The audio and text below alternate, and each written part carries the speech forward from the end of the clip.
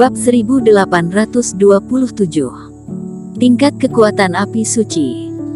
Erikin awalnya berencana untuk menunggu sampai setelah memasuki tanah ekstrim dan menghadapi beberapa bahaya, menggunakan fase penilaian untuk menarik petir sebagai sarana untuk bertahan melawan musuh.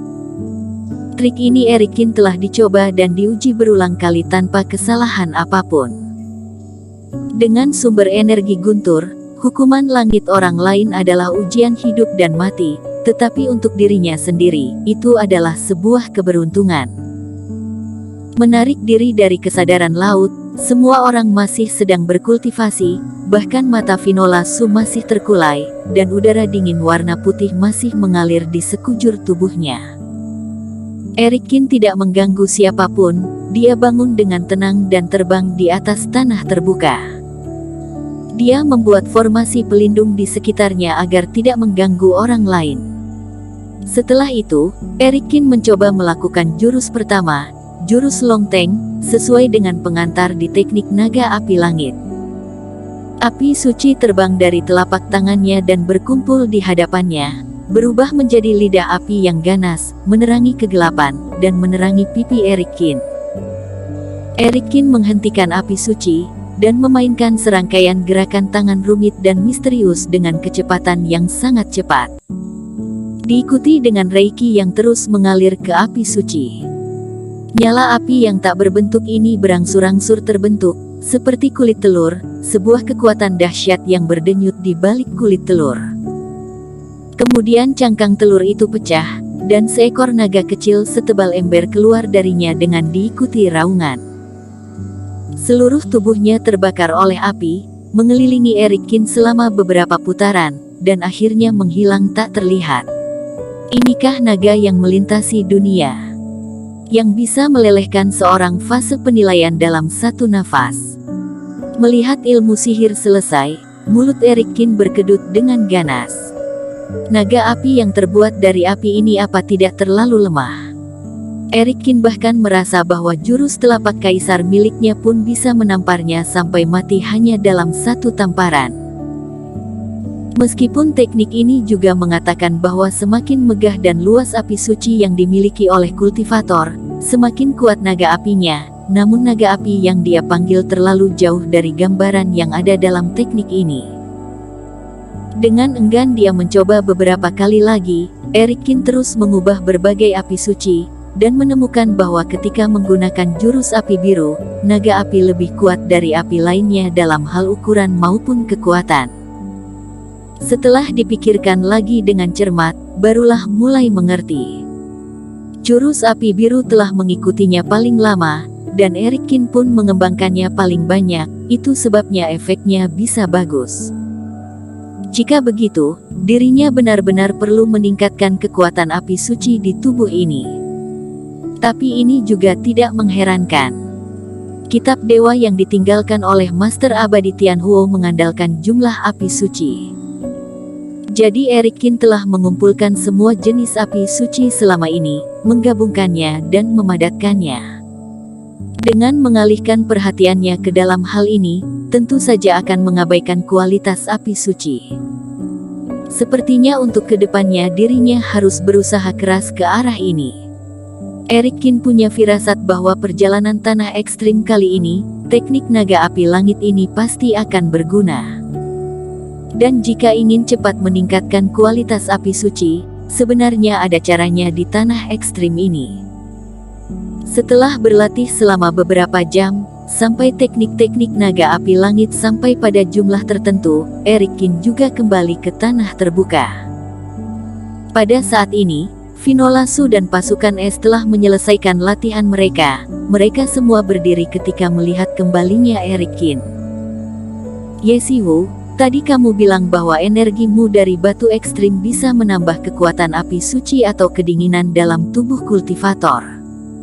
Apakah memang ada perkataan seperti itu? Erikin bertanya langsung kepada Yesiwu. Benar, pemimpin Qin, ada apa? Yesiwu terkejut, lalu berkata, di tanah ekstrim, jika Reiki Qi ingin mengembun menjadi batu ekstrim, terlebih dahulu harus mengembun menjadi gumpalan energimu, seperti benih, di mana benda jatuh, batu ekstrim akan berakar dan bertunas di sini.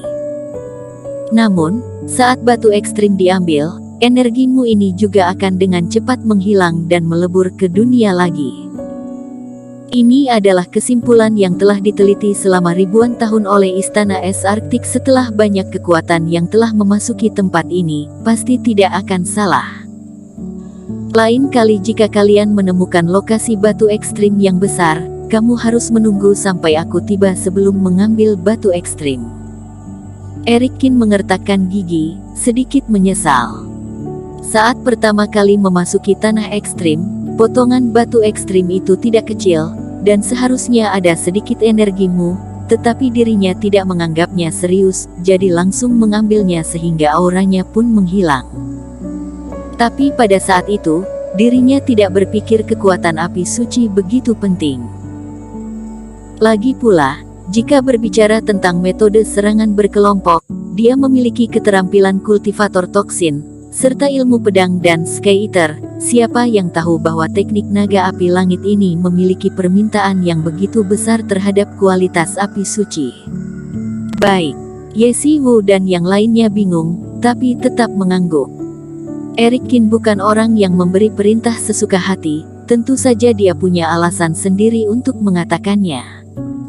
Dan setelah kejadian sebelumnya, semua orang di pasukan es sudah sangat percaya kepada Erikkin. Setelah sedikit bebenah, semua orang melanjutkan perjalanan.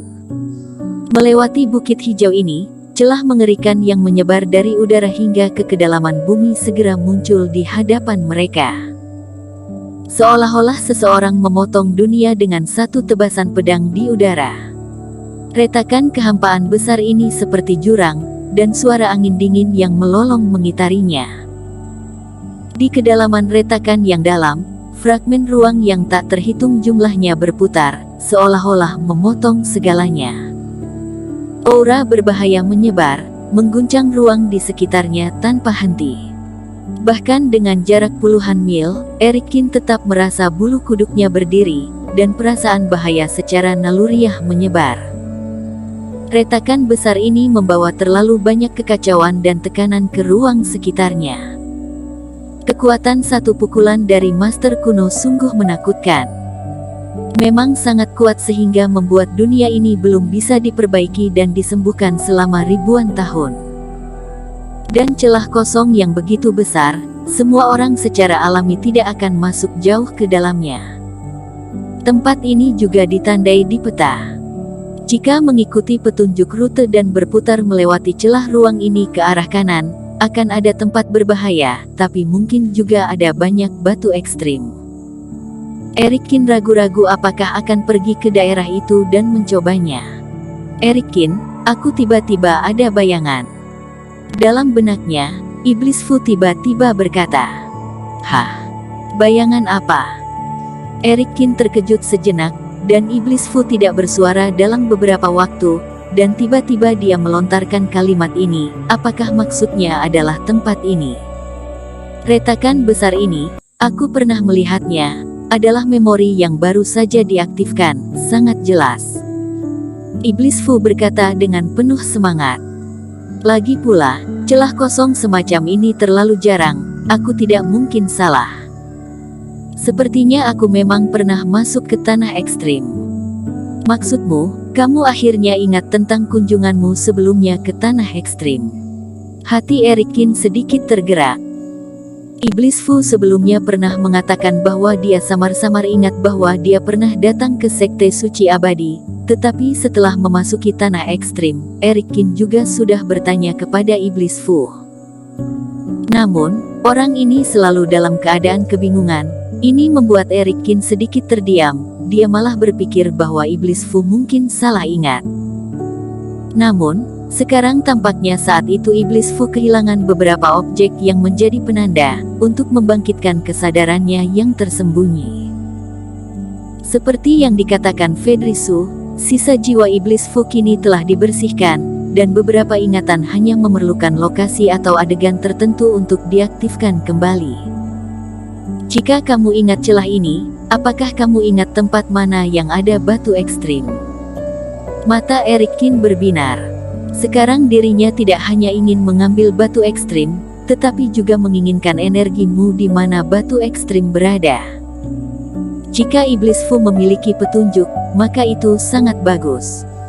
Tentu saja, dan setelah melihat celahnya, aku memiliki ingatan yang sangat lengkap, bahkan peta jalannya pun ada.